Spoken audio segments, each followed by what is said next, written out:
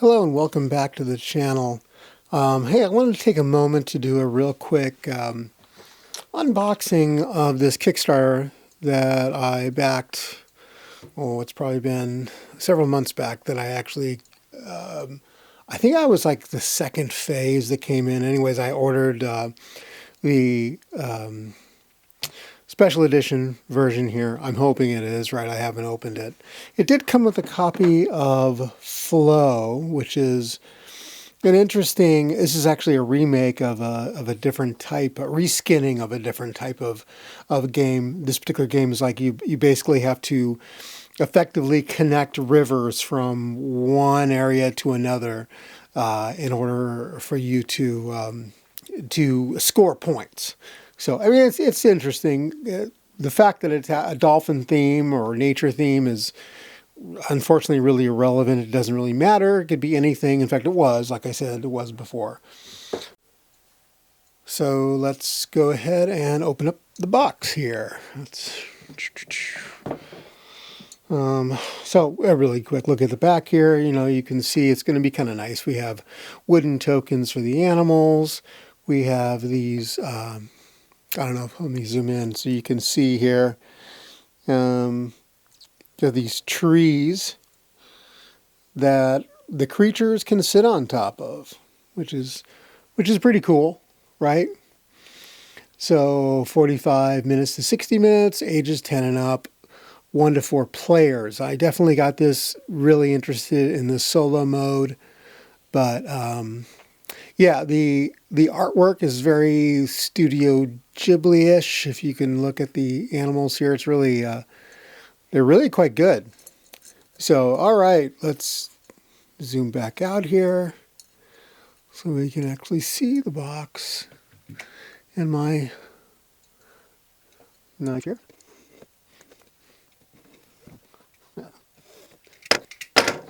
All right. Okay, so get the cellophane off. Get that out of here. All right, so here we go. Rewild. Open it up. So nothing special on the inner cover there.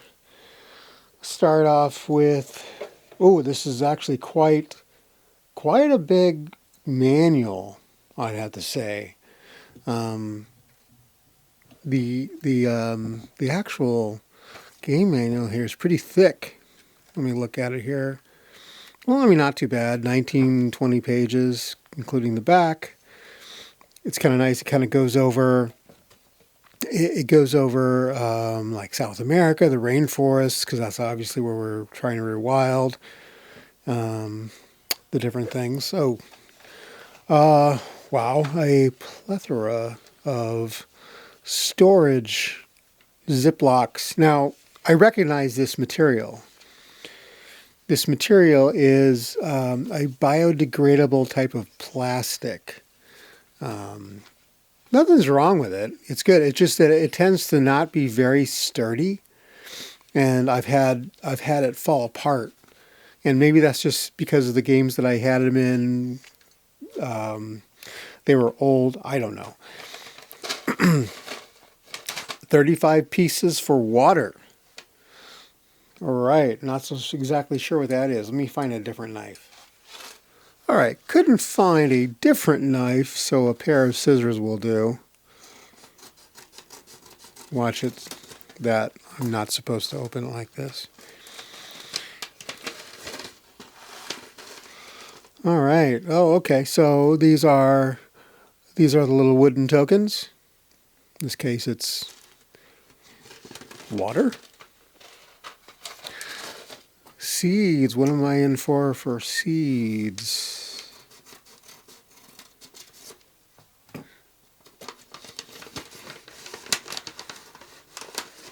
Oh, okay. So there's no any kind of markings on them other than the fact that they're green and they have some kind of a shape, I guess, like a seed, which makes sense. Minerals.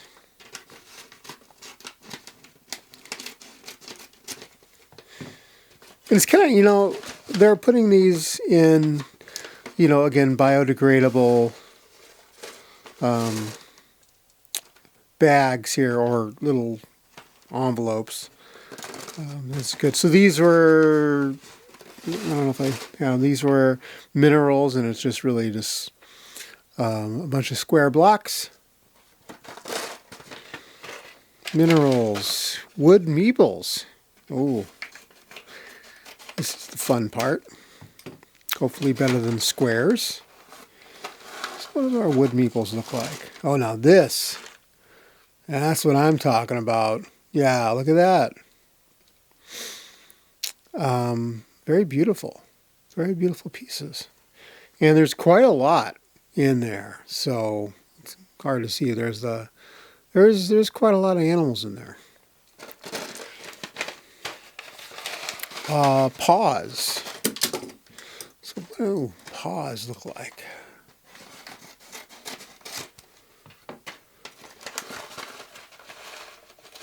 Okay, there is exactly as they said, paws. So this is one of the few things that actually has some kind of screen printing on it, which is the paws.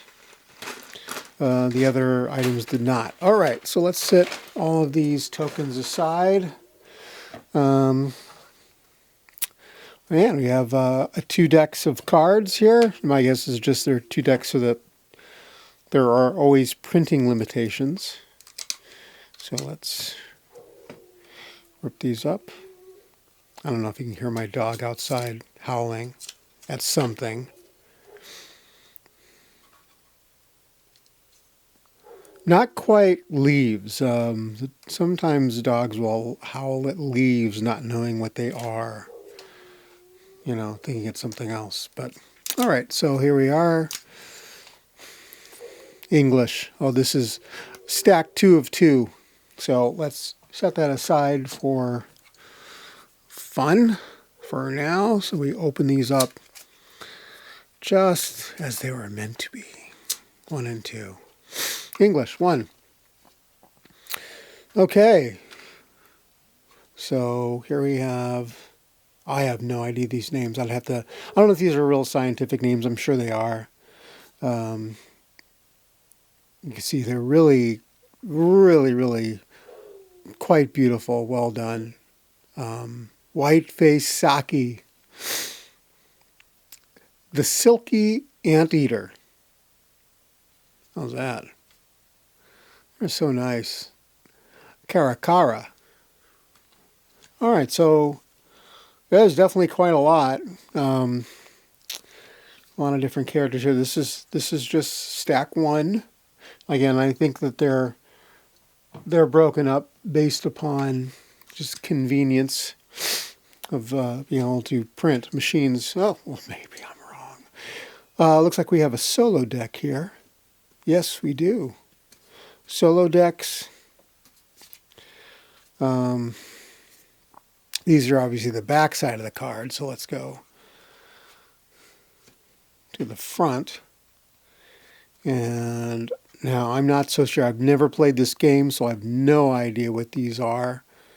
They could be solo. They could just be part of the regular game. This guy. There's definitely a bunch of hexes. I know I'm familiar with that. Yeah. Sorry if I've ruined the focus. Yeah, so a bunch of these are obviously plants. This is the flora versus the other is the fauna. Now this, it looks like we're starting to get into perhaps a toma area. Now these are more creatures. Armadillo, ocelot. So these are definitely some more fauna, rather. Wolf.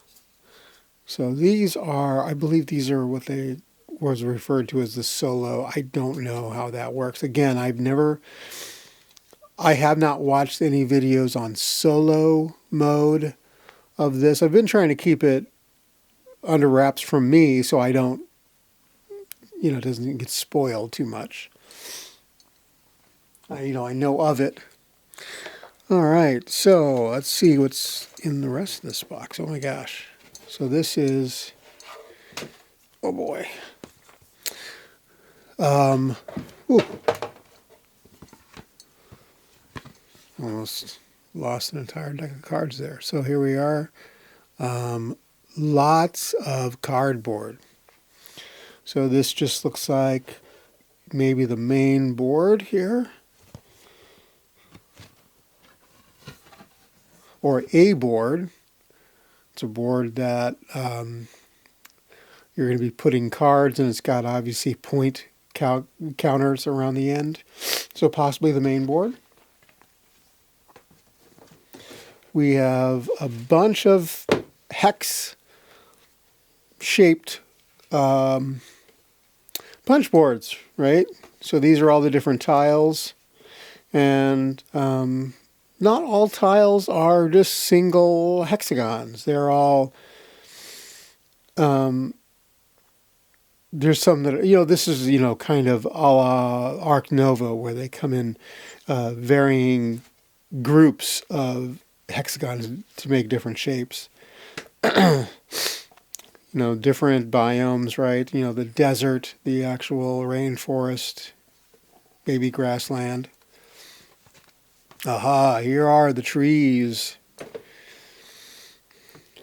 These are the trees that will be put together in a cross, and it will hold little meeples on top. You can see the little slot over here where the meeples are going to be stored.